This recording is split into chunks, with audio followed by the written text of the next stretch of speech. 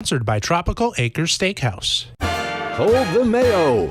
It's time for Mike Mayo's Lunchbox. Find out what's being served with Mike, Defo and Lubie, the only show that covers food, sports, and the proper maintenance of your car.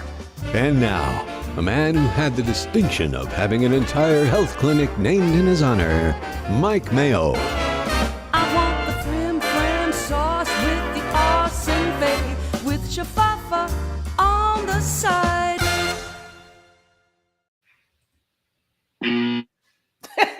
Now that's good enough. You don't even need the theme music. That was the buzzer going off on the Boston Bruins flameout, a historic flameout. Wow. Good afternoon, everybody. Welcome to another week of the Lunchbox. We're in our home. Oh, he's playing taps now. Okay. Rest in peace, historic regular NHL season. As we've learned many times in the past, that the President's Trophy is now a official jinx. We saw it last year with the Panthers. We saw it this year. Oh, now we got food. I'm all over the place. Defo, how are you today? What a weekend. Wild playoff action. A wonderful time with the Lunchbox inaugural brunch bash at Gulfstream yesterday. I don't even know where to begin, but how are you doing? I'm great. I really enjoyed that yesterday. It turned out great. Really nice people that were catching a show and took the time to come out to Gulfstream Park. It seemed to me like everybody had a great time, and very impressed with Mike Mayo's public speaking acumen. Yes, As we were not expecting you to get up. I mean, you had a plate full of food in front of you, and we did not expect you to push yourself away from the table before the races started. And before the first race, you gave a pretty good greeting to everybody. And then on top of that, I think you gave out the winning horse.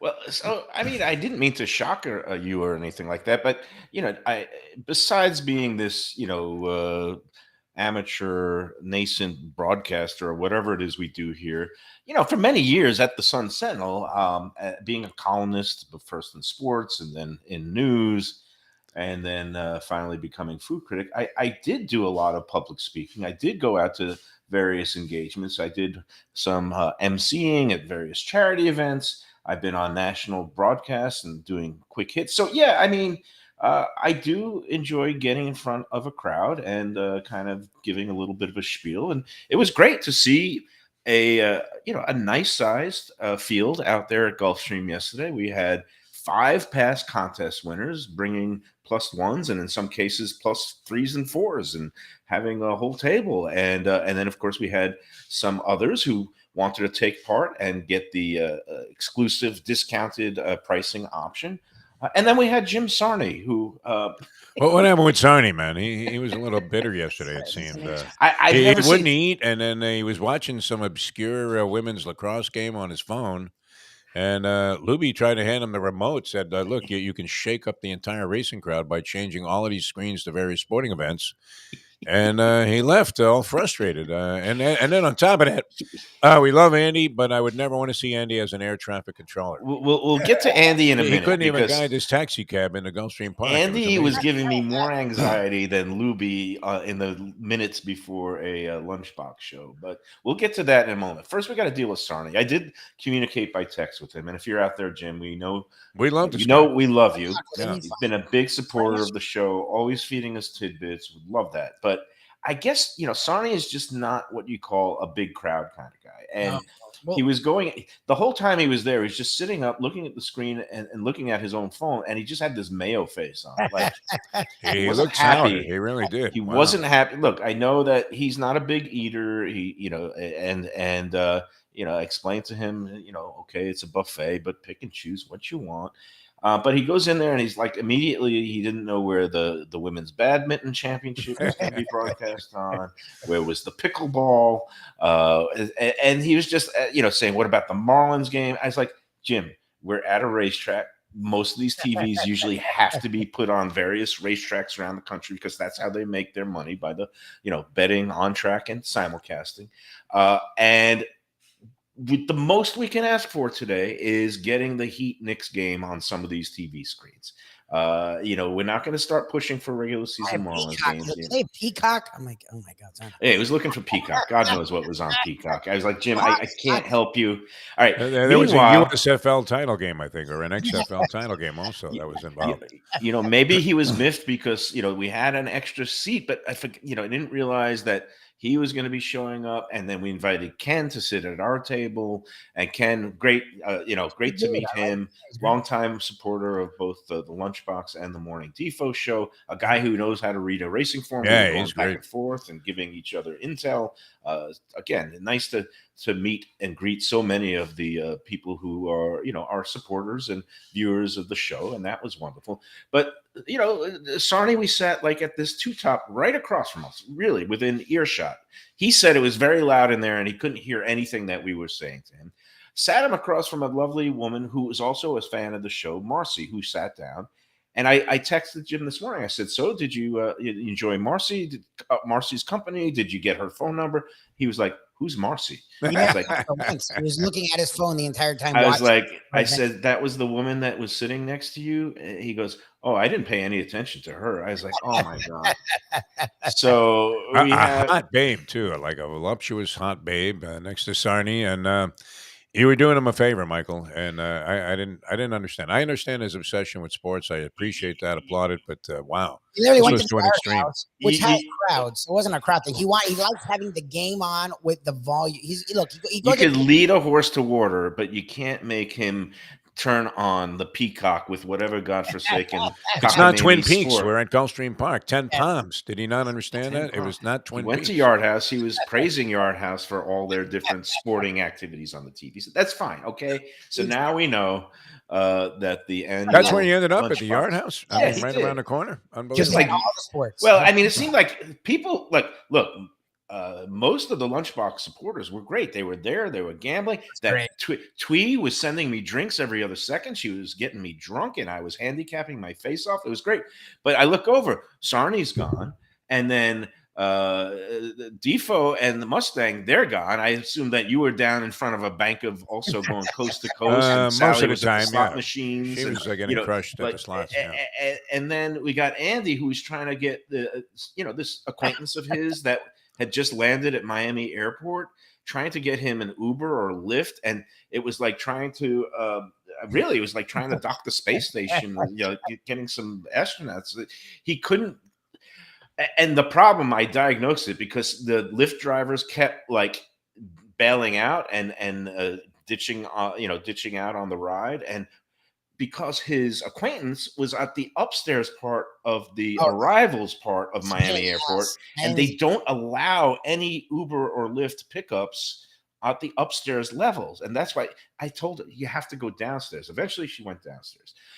And then he was like monitoring her progress, it was Houston, central, what do they call it? Control Central. What is it? The Houston, Central we control, have a problem. Central Control, and the command of the space launch. Command Center, that would Command Center. She was trying to get her somehow to find Gulfstream.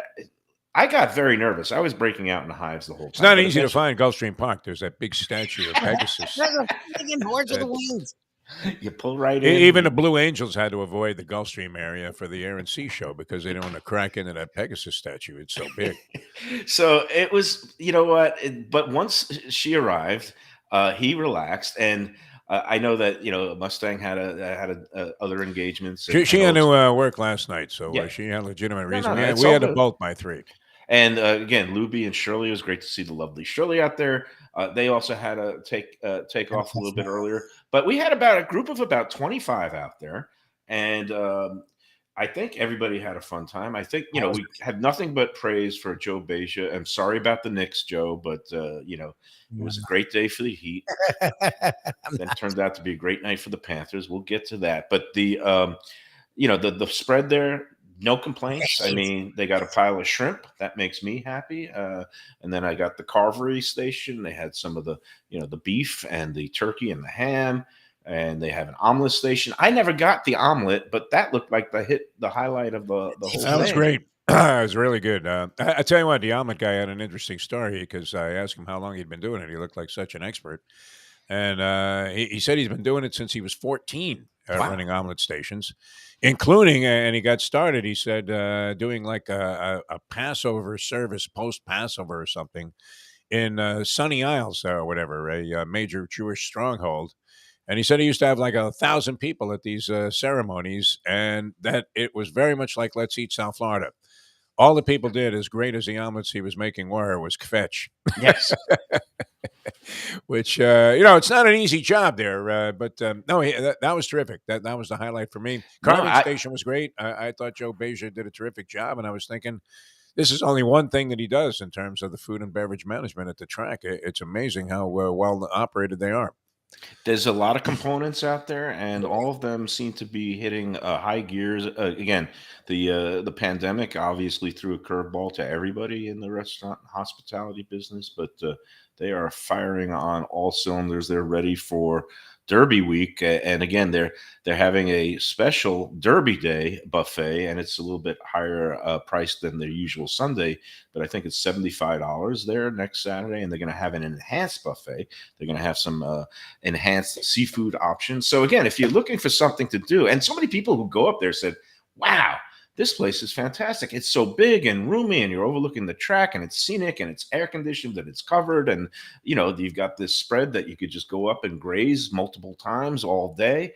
And it's a great place that people who might not even know about it, who might not even be horse racing fans, but if you got visitors coming to town, and it seems like the chatter on Let's Eat all the time is, where do I go for a scenic, nice Sunday brunch buffet? And at $50 plus tax and tip, including one mimosa, I don't think you could do much better than what you got there at Gulfstream Park. So it was great to get out there. Lubie, you took a great advantage of it. And Mike Mayo, I think, set a record there, a number of plates taken away from the buffet. But did you notice my strategy? And when you go to buffets, I have a very clear-cut strategy, which is load up on the proteins and the high-end stuff. Don't eat the carbs. Don't fill up on the bread. Don't get the potatoes. So I got my first plate was like this pile of shrimp that did look like it was a mount, like some of these, mountains that you see around, little gentle hills of shrimp. And then I got some of the antipasta, all the good, nice proteins. Then I went to the carving station, a little bit of salad, a little bit of fruit salad. And then I saw they had like this nice little pasta display. A couple of things like a seafood fra diavolo with some fettuccine. Took a little bite of that. Had great flavor. They also had a spinach ravioli, which was nice. But to me, the hit was like it was a kind of a casserole looking like a lasagna, mac and cheese with that crunchy crust. And that was good. So, but again, just a couple of bites of that because you don't want to waste all your stomach space at a premium buffet on the carbs. You want to fill it up with those good proteins because you know me, they call me Mr. Keto. You want your money's worth. It's the same philosophy I have at a Brazilian steakhouse where they always have, brilliant salad bar before you get started, but you're there to eat meat. Yes. And Andy's calling me out. Do you see Andy on the chat line? Oh yeah, it makes sense that you really want ham. Bro, okay, I was saving my carbs for the end. I really do think the highlight of they had these dessert. They had one on the inside. You really had 30 pieces of dessert? Okay, I had about like 12 of them on there, and they had like some things on the outside with like the croissants, but they had like the chocolate. Those were great, man. That's what I was going to say. Is my favorite part was the pastry section because usually at these things you'll get a couple of bagels, but it felt like you were in France or Italy where they had the chocolate filled and chocolate covered croissants. Those little chocolate filled pastry. The one was a croissant, one they called the beignet. It was like a chocolate filled beignet. Oh my God, it was good. And then I went into the other side by where the inside buffet was, and they had those little petit fours and all those other pastries and a little bit of chocolate mousse and this. Yeah, I kind of went carb crazy at the end, and that was after I was plied with alcohol provided for by other guests, which is great. It's a good feeling when you have people buying you drinks. Makes you feel like you're doing something right in life when people are saying, "Hey, let's send that man another drink." And I happily imbibed yesterday. And better than all that was I actually was on fire yesterday with the races. So my knowledge, I gave a bold, I gave my little speech, And I also gave a bold proclamation at the beginning of the first race. There was like a 4 to 5 shot. It was a maiden claiming race. I said, just please throw out this garbage, chalk. The favorite has no shot in this race. And I gave 3 horses that people could use. I got split out of the exacta, but one of the horses I gave out ended up winning the first race at 7-2. So I'll pat myself on the back. And then Defo, after you left, I started going on fire. And one guy, there was another nice table. Arthur and his wife were Blanche. Blanche that got the she was like a runner-up, but because there was the only one that had like the other one that had the winning exacta in the Florida Derby. But Arthur, who works for Restaurant Depot, and lovely chatting with them. He also grew up in the New York area, also Brooklyn, and basically, he was asking me one horse. Todd Pletcher had a horse in, and I hated it. It was getting bet, and I said, "No, this is not this. These type of races are not Pletcher's game. Throw this one out." Sure enough, he ran up the track. Then there was another Pletcher horse that came back in the next race, and I said, "This one is a well-meant horse who's going places. He's here to win this maiden race, and then he's going to go up to Belmont and be a useful horse." Sure enough, that horse went off at like 6-5 or 7-5, and he won for fun, crushed the exacta. And then came the best part. After you left, Defo, I scoped out a horse that was a Sonny Leon 13-1 on top of it was a 5-3 exacta, and it came back $255 for a deuce. I had it for the full deuce. I felt like I was king of the world, and there's no better feeling than just rocking and rolling with a buffet and drinking and gambling. And then sure enough, the Heat ended up ruining Joe Beja's day, and all the New Yorkers are saying, "How did that happen?" Well, the Heat are pretty darn good. So again, another road opening playoff series win for the Miami Heat, and here we are. It's a Monday morning, and we didn't even talk about the best part, which was last night. Ended up getting invited to dinner at Michelle's with my daughter.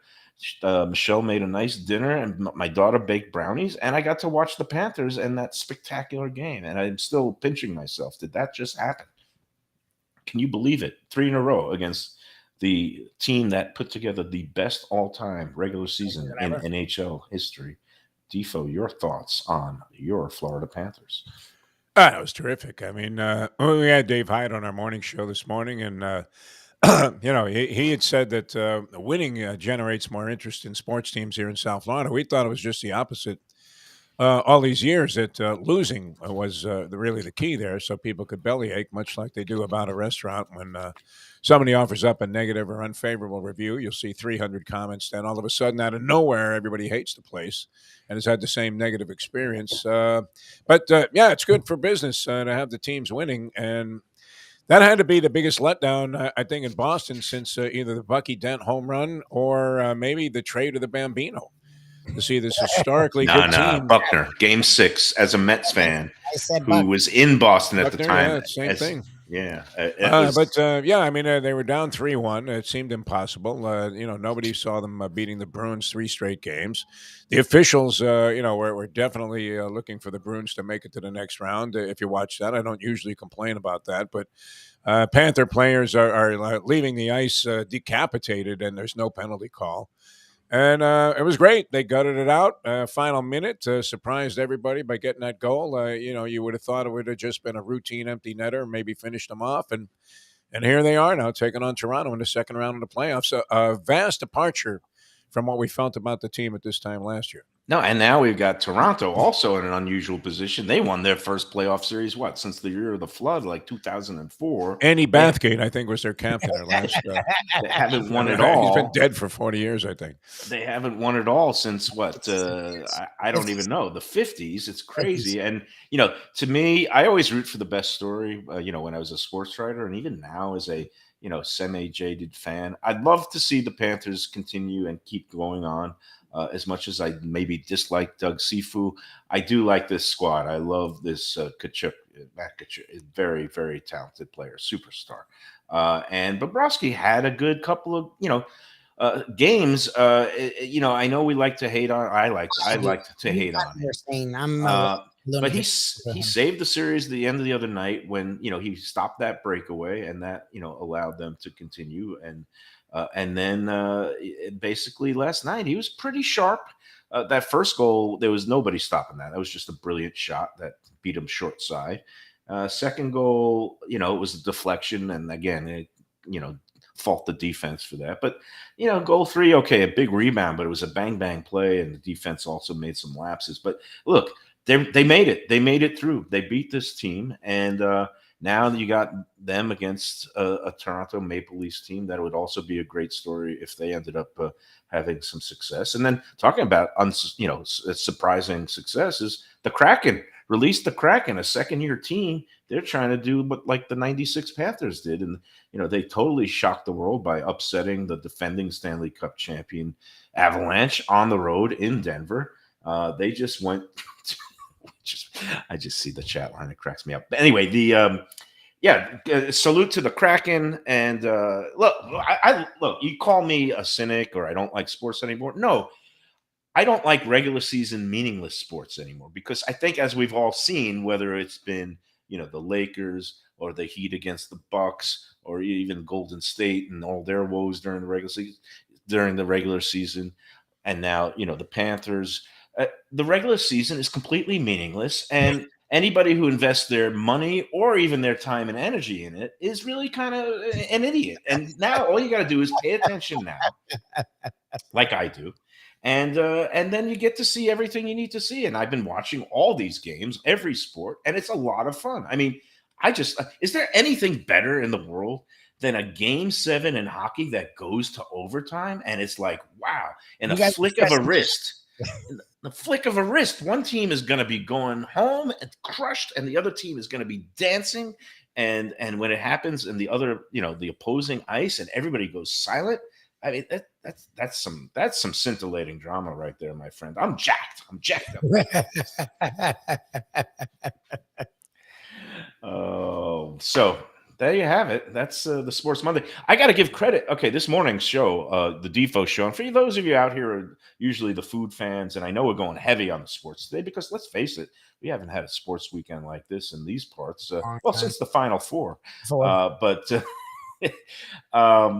But this morning's Defo show, you had Dave Hyde, the dean, or just great sports columnist for the Sun Sentinel, my former colleague and still friend, and then you had Ian Eagle, who is national broadcaster, rising star, who's calling the Heat Knicks games. I guess going to be this TNT starting tomorrow for TNT.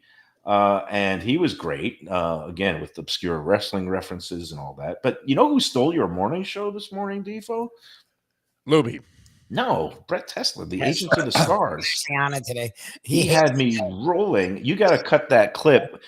He was dead on about these NFL draft war rooms, about how now you have 100 people and it's meaningless garbage. I mean, I know you raised the issue, Defo, but when he said what they should do is somebody should pull a prank and announce a dead guy and then have everybody high five a dead guy, that had me on the floor. And I would actually love to see that. That would be a great. It'll happen eventually. I would think it's an inevitability.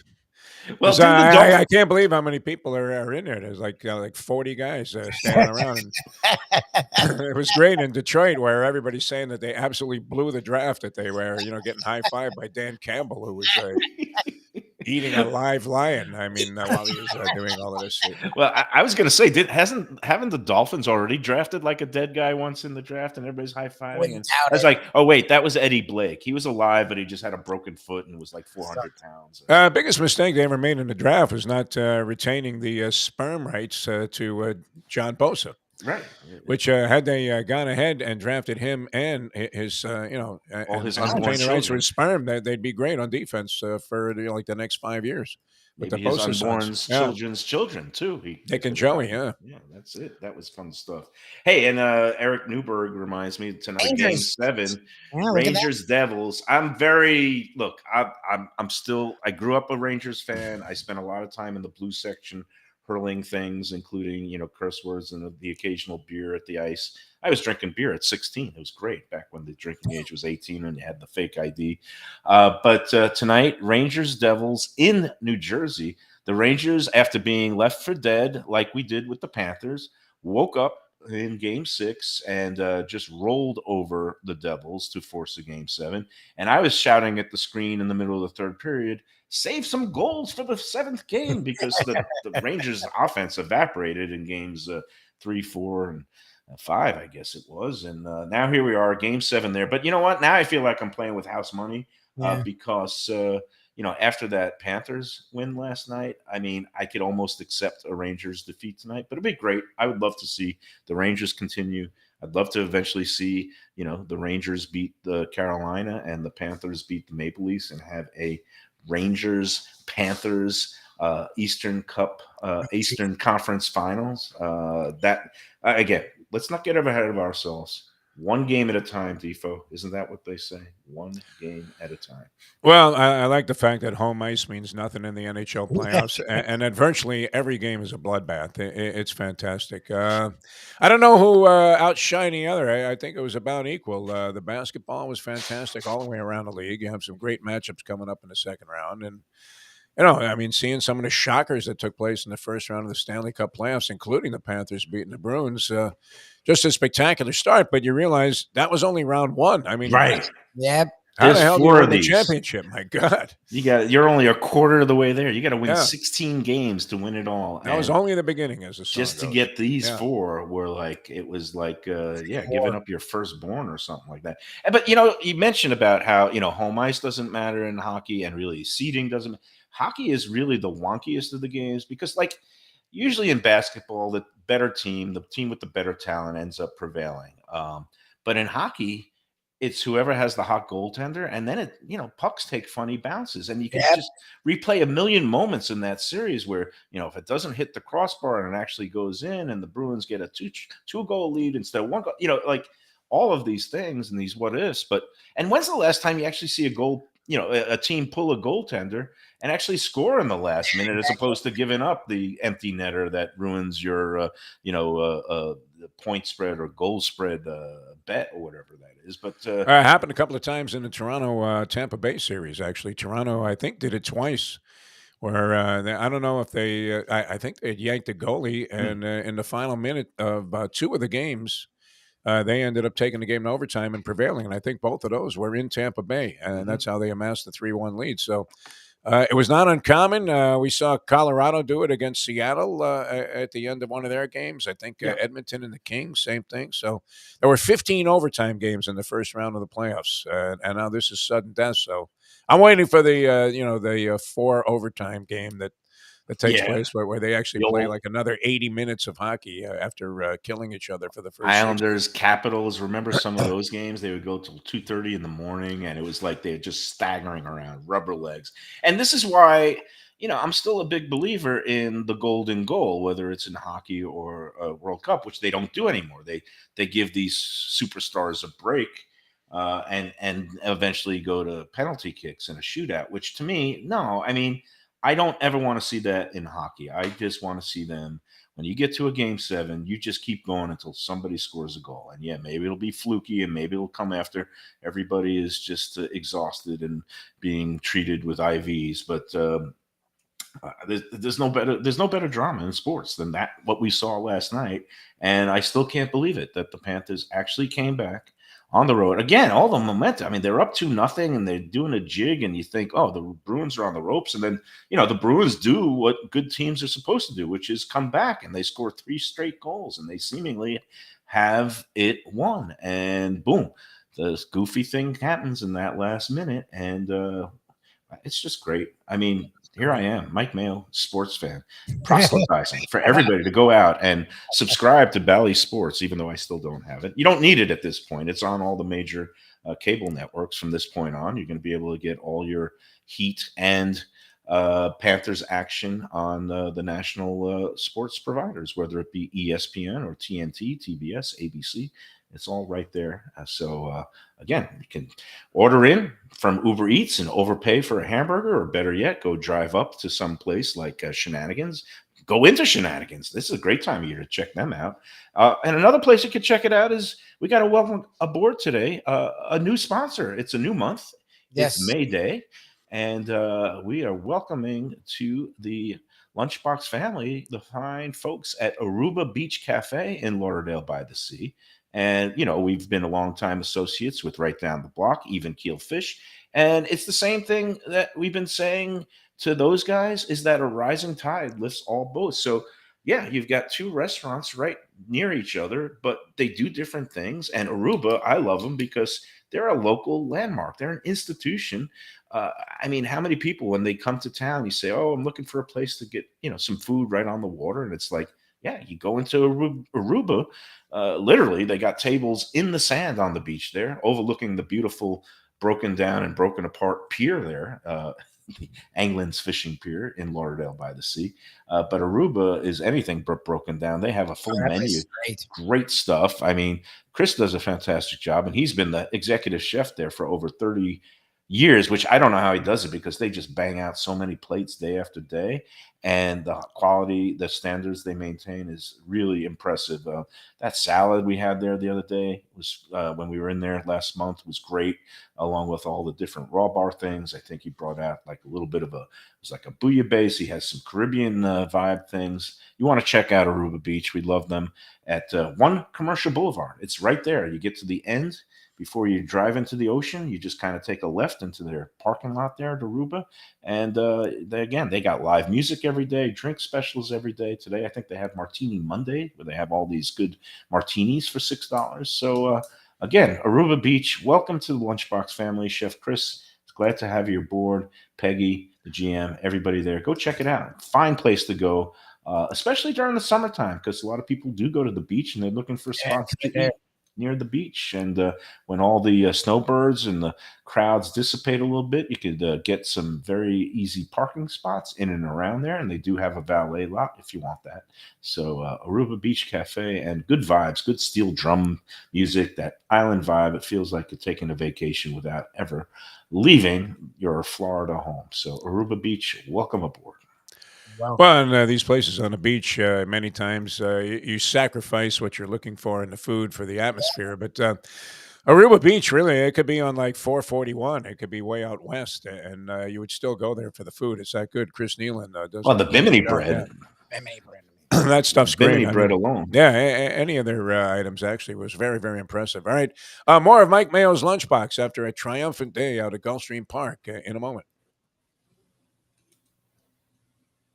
Mayo here for Delaware Chicken Farm and Seafood Market. Since 1951, family owned for over 70 years, the home of freshness. I've been a customer for over 3 decades, and it's the place to go for poultry, steaks, meats, and of course, their unbelievable selection of fish and seafood.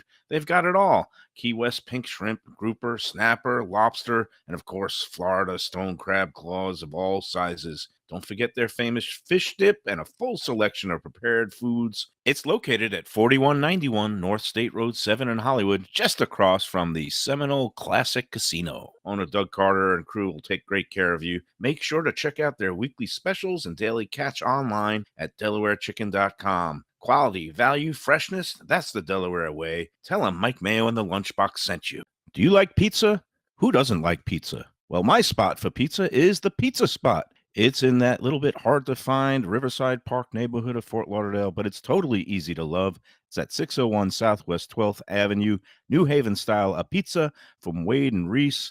It's a lovely outdoor spot. You could also pick up pies to go at 754-779-7788, 754-779-7788. Again, they're open every day but Monday for lunch and dinner. Some of the best pizza I've ever had. Go to Pizza Spot. They also have subs, salads, and more. Tell them the Gambling Gourmet sent you. If you like seafood in a comfortable setting, outdoors, even keel fish shack at the corner of A1A and Commercial Boulevard in Lauderdale by the Sea, that's my spot. It's upscale food in a down-home setting. The chef owners, Dave and Brad, do a terrific job with all the seafood classics that you want. They have the best grilled oysters in town, bang bang shrimp, lobster rolls, and deli fish specials. They also have weekend brunch Saturday and Sunday. They have deli happy hour 4 to 7, and they also have other weekly specials like mussels on Monday and oysters on Tuesday. Go to Even Keel Fish Shack and tell them that the Lunchbox sent you. We're back on the Lunchbox. It's Monday, a very busy Monday. I didn't even mention the contest. We have some business to conduct here today Nice. because after another successful week of our 10 Palms Gulfstream brunch contests, we do have a full hat. I couldn't find my Panthers hat. I guess it's a helmet. So I have, in honor of the draft that I didn't care about, in which they're high-fiving over selecting dead people, I've got my Dolphins hat. And I got a little tickle in my throat. But we've got 11 names in the hat. Nice. You know, the winning answer for the restaurant this past week was the Catherine, one of my favorite places. And they always seem to know when I'm coming. I don't even know how. I mean, sometimes I'm not even texting Timon that I'm coming. But a lot of people knew the Catherine. Many of you have been there already, including Lubie. Yeah, great. I would suggest it if you want a place for Mother's Day. Again, Mother's Day filling up fast. And, of course, our friends at Tropical Acres. It's a Tropical Acres Monday. I haven't checked with Jack yet if they're filled up for Mother's Day, but you do want to give them a call to see if you can still get in the book. I bet if you say that you're listening to Mike Mayo and Defo and Lubie on the Lunchbox, they might be able to squeeze you in. 954-989-2500, 954-989-2500 for your Tropical Acres Mother's Day reservation. That's 1 to 8 p.m. on Mother's Day, May 14th. Notice how I slid a little live spot into the contest. Catherine now also operates and offers Sunday brunch service, which is good. So I would also recommend that for some of the kind of offbeat and I would call it eclectic menu. And they have this like red curry shrimp and grits. That was fantastic when I went there a couple of weeks ago. They have this kind of French toast off spin. They call it sweet bread instead of sweetbreads, which is not the innards or organs of a veal, but sweetbread actually has like French toast kind of bread that is fried up with and then served with this great.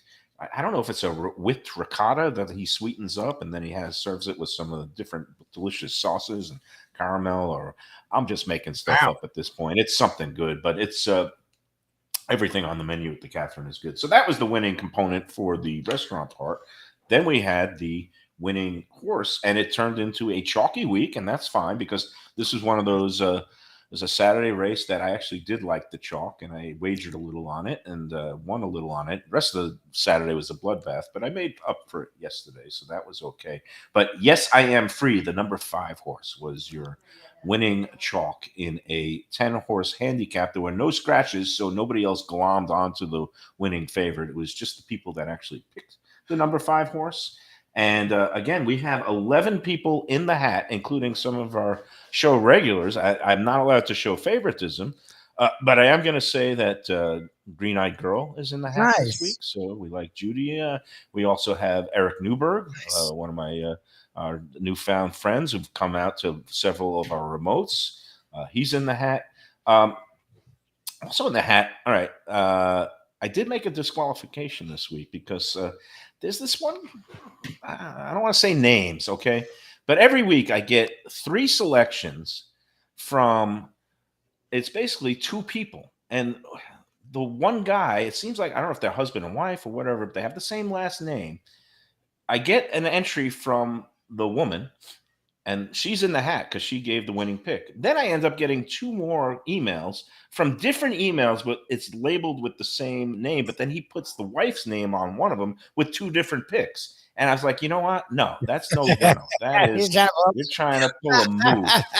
It's like at the poker table. I hate when people are, they call it shooting an angle at poker, when the guy has a big pile of chips, but he has all his little 100s, and then he's got buried in the middle of them a couple of 5,000 chips. And when he puts them out, you don't even see that he has the 5,000 chips when he says all in.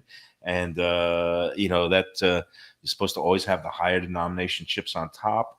That's why I always stop and ask for what's the count and are there any big chips in that pile before I say I call. Anyway, I digress. When you do that little thing, that little hanky-panky, sorry, you're out because I got 2 different things from him, but he tried to pin one of them on the wife or the what. She's in, he's out. Don't do that anymore. Only one entry per person. And it doesn't matter if it comes from a different email address, unless you're going to tell me that's a kid who's a junior, but then why are you using the woman's name? Okay. So No, they're putting a move. right. I mean, come on, we're in South Florida. We're making the move. All right. But meanwhile, I feel like I fit right in on Let's Eat. I was just fetching about the contest entries, which we'll get to that in a moment. It was definitely either a full moon. I was Mercury bitter as retrograde. hell the last few days on Let's Eat. It was, I didn't move a muscle on Saturday. I was supposed to go somewhere, and instead I just was transfixed by what was happening on Let's Eat. And as I was losing races, I was just adminning. Is that a thing? Where I was just like saying, I can't believe I'm going to approve this, but I am. And then just let the people pile on mercilessly. All right, here we go. 11 names in the hat. Can't, got my eyes closed. I'm going to pick one out. Here we go. I got just one this week. I'm not going to give any bonuses. Here's the one. And the name of the one winner is, oh my God. It's the one whose husband or somebody was. Oh yeah, wow, excellent, it worked. Yeah. Now I got to say the name. This is what do I do in this spot? Do I disqualify? Retry. Yeah. No, it's fine. Alexa Habe. Okay. See, you won. You didn't need to cheat. Don't cheat. Alexa Habe. Please don't cheat. You are this week's winner. Congrats, Alexa. I don't know what's going on with multiple entries because one of them comes in with another Alexa. Okay, but you're okay with multiple from the same family? Because I thought you okayed that in the past. One per person, one per email. So okay. Two from so, if Shirley and I if I wasn't on the show.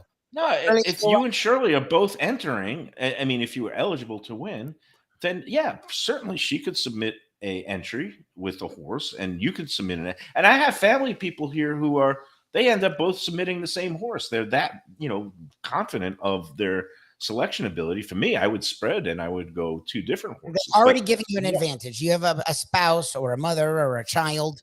You already have an advantage. You don't need to load the deck. Two is enough. Right. Congratulations, Alexa. But come on. Congratulations to Alexa. I will refrain from further comment. And although to say if that the plus one is the whatever. That's it. They did it. They did it. That's it. That's all. I will be in touch with them, and if they actually watch the show, I guess they might be a little late, but they'll go. They'll eat. They'll have a great time. Dumb not to go. It's amazing. And look, she follows, as far as I know, every week she gets her email address with her name on it, and it comes in first. Yep. Then other things start coming in. So that's all. Sorry, Green-Eyed Girl. I know you wanted to win, and yeah, it's not fair if you're single. But just think of the overall aggravation in life that you save yourself by being single and not having to always consult with somebody about where you're going to be going and what you want to do this weekend. Judy, I know it's one per person, and that's it. But you keep trying because you were in there, and that's it. All right. Let's get back to let's get to the really big news of the day, Defo. Apparently, the Peking Duck House is coming back, albeit under new ownership / management, if we are to believe emails that are being sent out by the old ownership. Or what do you make of this? Do you believe it to be true? I would be inclined to say yes to that. The speculation was that the previous owners, after the renovations or during the renovations, which took forever. I mean, it seems like it's been almost 2 years, were inclined to have sold the place. The guy that Kenny was his name, and we loved the guy because he was a stone degenerate. Underneath the menus that he had the gold sheet. First time I went in there, and I thought, wow, this guy is gambling his brains out while he's taking all of these orders. And I was a fan of the place. I thought they had some of the better Chinese food that you could get anywhere in the area, and it happened to be the closest place to me. So I felt lucky in that regard. They had a good lunch special, and a lot of people liked the place. And I was a big fan of it, but I had heard that they had been sold, but you don't know what to believe because it had been closed for so long. But I'd be inclined to say that was an accurate report, and it remains to be seen if it comes back as a Chinese restaurant at all, or if it's similar to the Peking Duck House, and the new owners try to take advantage of the fact that this was like a 35 to 40-year establishment that many people were big fans of and used to travel like a little bit of distance to go there because they thought it was that good. Yeah, I mean, it's one of those places that I've driven past literally thousands of times, World's and I've best never been Peking in duck there. on the So sign. That's a pretty let me bold ask claim. Yeah. you, because Mayo sends out the message like it was this giddy thing, and I'm like, okay, if I look in the manner of Grandpa's, it worked out. Grandpa's was this great place, and they did take it a turn, but they took it a turn in a great direction. They went New York, And they kept the same name. They didn't want to they give up all the name, that the cachet, goodwill or the past. Just people know the name and the place, the name, so the they didn't cachet, change the name. and they know what they're doing, and they do a great job. So if you didn't know it changed owners, you would not. You'd be very happy. They do an amazing job there. Okay. But here's the deal. When you're changing owners, that doesn't necessarily mean it's going to be the Peking Duck House Defo knows, right? Like, are you supposed to be automatically excited? Like, he seems trepidatious, and I would be too. Like, yeah, you're going to get me to come in from the name. Are you going to do what they do? You know, like that would sort of concern, like, I would be curious, I guess, with that. No, it's always it's when there's an ownership change, it's always going to be, are they keeping the same name and concept? Yeah. Are they going to keep the same name and tweak things a little bit and try to improve upon the foundation that was already built and had a good name and reputation? Now, Peking Duck has, when I drove past, it seemed like one of those places that you'd see in New York or Long Yeah. Island, like, and it had one of that vibe. And what I gathered from a lot of people is it had that old school New York Chinese. I know there's a phrase that a lot of people, it triggers people on, let's see. But it means a certain thing when you go in there and they have the big lazy Susan tables where you could sit with a group of 8 and spin around and order 20 things. And they bring out like the fried rice in that metal pan with the metal top, and you take it off and you see the big steam rising from your mound of fried rice. It has like the classics like the egg rolls and maybe the special appetizer platter that has the ribs and the crispy wontons or those crab rangoon things, although I never saw crab rangoon in New York, but down here you seem to see it. As being one who's never in there, Tifa, can you explain to me, like, was the food kind of like that? It was just Yeah, kind it of was like good. I old mean, food? I haven't been in New York in so long. I don't remember what authentic Chinese food in New York was like as compared to the Chinese food that I have here. But I would say this about it: everything I ordered there, for the most part, was really good. They were very good about getting their orders out. They did, obviously, like a lot of Chinese places, they did a lot of takeout business and delivery also. And I would say that almost as a matter of routine, you could count on the order coming out right. You didn't even have to check it there at the store. I mean, there was rarely missing anything, or something came out differently than you would expect it. And they had a wide variety of stuff, and it was all very well made. I think the spice and the flavor there was terrific, and it was not the Rainbow Palace, but it was maybe a poor man's version of it, where you had. Well, isn't the Rainbow Palace not the? I mean, Yeah, I mean, Rainbow Palace is not universally loved. A lot no, of but I people mean, just it's think a it's. high-end place. It's very expensive. If you're looking for if you were looking for really tasty Chinese food without having to pay exorbitant prices, I mean, it was very reasonably priced in the range of any other Chinese takeout place, and I thought their quality was a notch above the rest of the places that were comparable. Yeah. Okay. Well, again, if it does reopen as Peking Duck House and not as maybe I think it another could be Moe's offshoot of. Deli. I mean, I'm not sure what it's going to be, but let's hope it comes back as the Duck House, because it was a very convenient place for me, and liking occasionally to go into some Chinese food. It was also a good place. Like I said, they had lunch Hey, specials that were terrific at that place. for all I know, it could come back as a Houston's knockoff. They might call it Houston's or Yeah. something like that. And as long as they serve me a Oh, well, Bloody and Mary, it I'll check doesn't it out. But stipulate as to when this is going to happen, because there's been no activity there for a long, long time, like zero.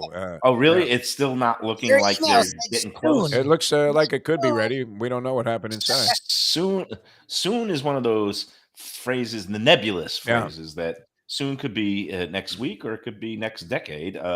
Depends on your perspective on things. But when you say, when they send out an email like that and saying coming soon, I would think that it would be sometime within the next 6 months before the next season.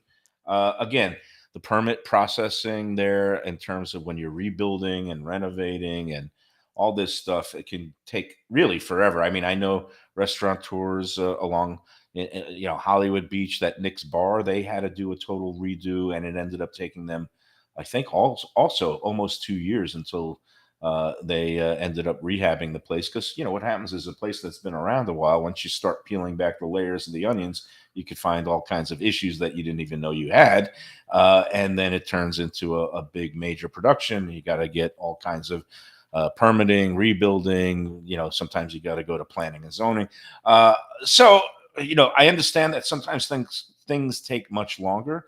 I don't know who actually owns the land. That's a pretty valuable piece of land. I don't know if the new owners bought the whole property, including the land, or just going to be leasing the building. These are things that a real investigative reporter will find out one day. I used to do these things when I was the Sun Sentinel's food critic. I would actually do the digging into all the different property records and permitting records. But I'll leave that to my man, Philip Vallis, at the Sun Sentinel now, because he tends to do these things if there's enough interest in it. And I'll maybe take a little poke around the internet and see if I could find out who the new ownership is. But anyway, that's something to look forward to, because nothing gets people riled up, especially on Let's Eat South Florida, like a discussion about New York Chinese food, regular or authentic Chinese food, or pizza, of course, or Chinese pizza, as the case may be. So we'll see what happens. When we say authentic Chinese, I think of places that don't use as much of the cornstarch, and places like along 441, like Hong Kong City Barbecue, and then the Silver Pond, with those big voluminous menus, often in Mandarin or Cantonese, that they don't have the English menus, and you see things come floating out of the kitchen, like either like shark fins that are in the shark fin soup, or chicken feet and things like that. And Hong's Barbecue is my new place on Sterling Road, and they got all the ducks and the whole sides of pigs, the crispy pork that hanging up in the thing. That's what people sometimes mean when they say authentic. It's kind of like those places that you see in a Chinatown, whether it's in New York or San Francisco. But all right, there's my Chinese food dissertation. I know that one person who is a Chinese food expert that used to be in the Let's Eat group, but whose name I no longer mention. He knew Chinese food. He did not like Peking Duck House. He had some kind of beef with the owner because of. I hope it was egg rolls. Mandarin beef. Yeah. Well, yeah, yes, or Mongolian beef, as the case may be. Yeah, I think his issue was the egg rolls, as crispy as they were not like the egg rolls he remembered from his youth, which had to include both chopped up pieces of pork and shrimp, and instead only had cabbage. And he was outraged that that he couldn't find a real egg roll anymore at any place. What I'm explaining to Eric, it's what Christina Wands opened my eye. Christina opened my eyes to. It wasn't a cost thing, and it wasn't even we serve a lot of Jews, and I guess it's a clientele, that would ask for a separate egg roll, and it became a pain in the rear, and they weren't going to make two kinds of egg rolls. So what they did was, they're still meat. They put chicken instead of pork or shrimp, which both between Orthodox Jews or kosher Jews and Muslims. Well, Christina Wong got rid of both the pork and the shrimp because neither one appeals to the clientele. They weren't eating it, or they were complaining. She went all chicken. I think the problem that this guy had at Peking Duck House is the egg rolls went all vegetarian and no meat at all. Which, hey, you know what? Life's too short. I don't even like egg rolls because it's heavily fried. Give me those good ribs every day of the week, the spare ribs like I get at Christine Lee's at Gulfstream. But anyway, I digress. We wish whoever is now the owner of Peking Duck House, in whatever manner they reopen the restaurant, whenever that may be, all the luck in the world. All right, we got to talk about one of our other sponsors now, Delaware Chicken Farm and Seafood. There last week. It was great. We were there last week, and they plied me filled with steaks. No, I actually polished off. Saturday was leftover day in the Mayo household. I went through my whole fridge of everything that I had hunted and gathered all week, and a lot of the steaks figured prominently in there. I did have a couple. Professor was like, "Jesus, did they give you a cow?" I'm like, "I'm not gonna lie, I wouldn't have been surprised." There was like 5 ribeyes.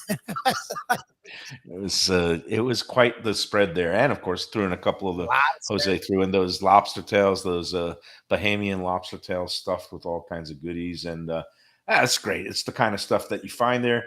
Today is the last day of stone crab season. I think today is the last day that the fishermen and the crabbers can pull up the traps from the bottom of the depths of the waters around Florida.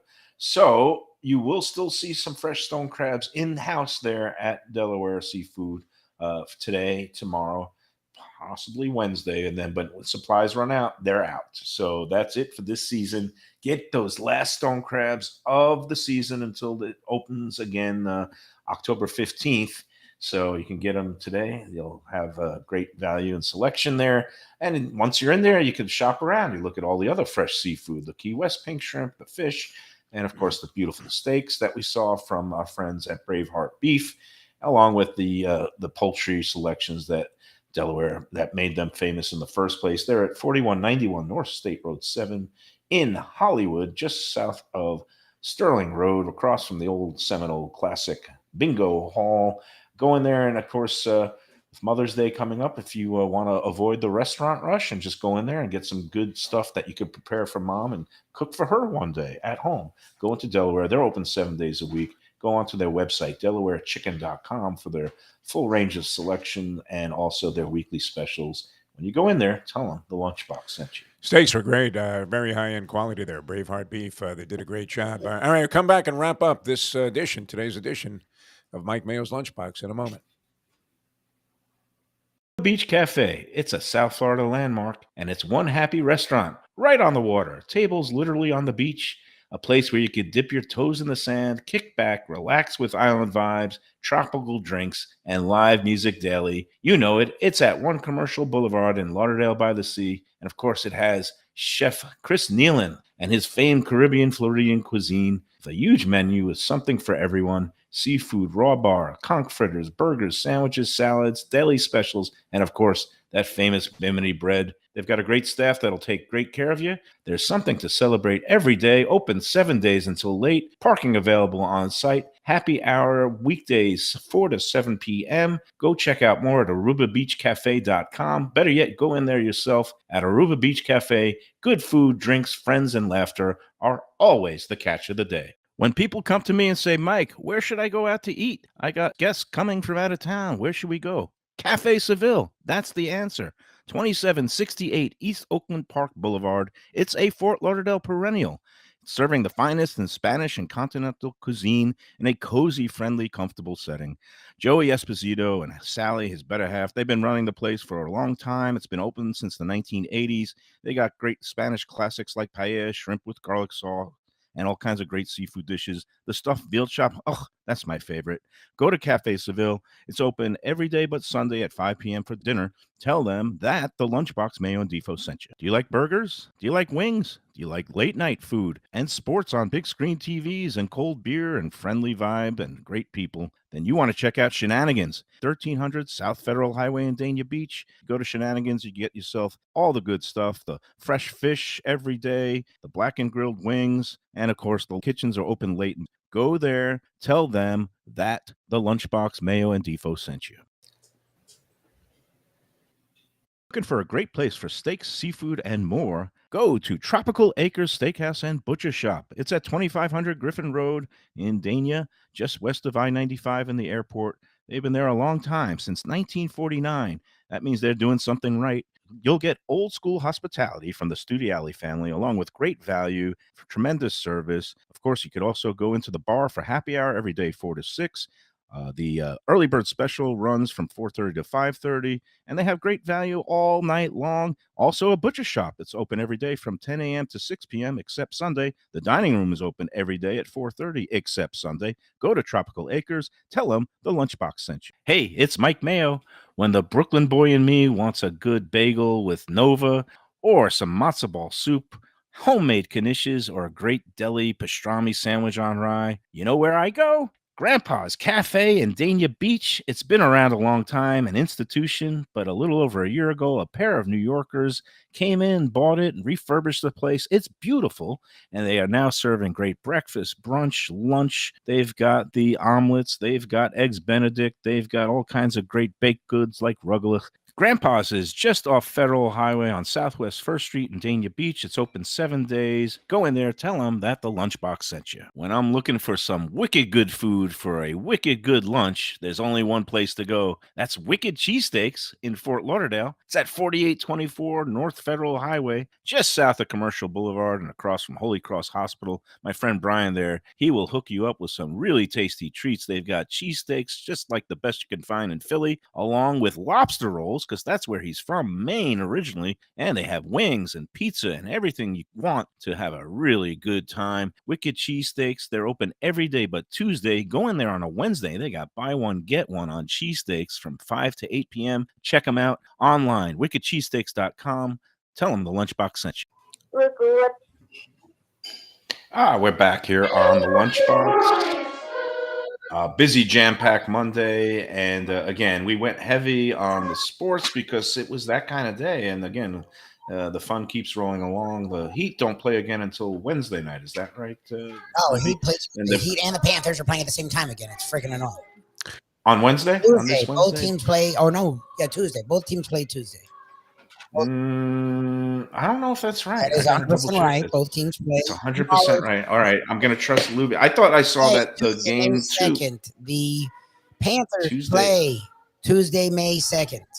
Both. Okay, let me see the NBA schedule. I'm going to just bear with us here. NBA schedule, because I thought for some reason they were spacing the game. Oh yeah, you're right. Tomorrow at 7:30 I wish they spaced out game 2. Oh, but then the game 3 isn't all the way till Saturday, so they're giving the break from Tuesday. Yes, when they travel, they give them like 12 days between games. Well, it's that time of year they got to start spacing things out. All right, but meanwhile, I didn't even get into some of the fun food stuff today. The Let's Eat South Florida Michigas, but that's okay because tomorrow we'll be at home and we can get into all that. I mean, things that we learned over the weekend. 84 was. But wait, no. Here's what we learned over the weekend.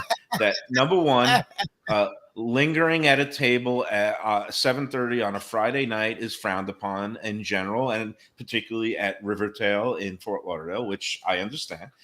Number two, that at runway 84, you can't just willy-nilly get up from the outside patio tables and move to the indoor dining room tables, that there is a very clear delineation when you first make a reservation, and that the experiences can and probably are different.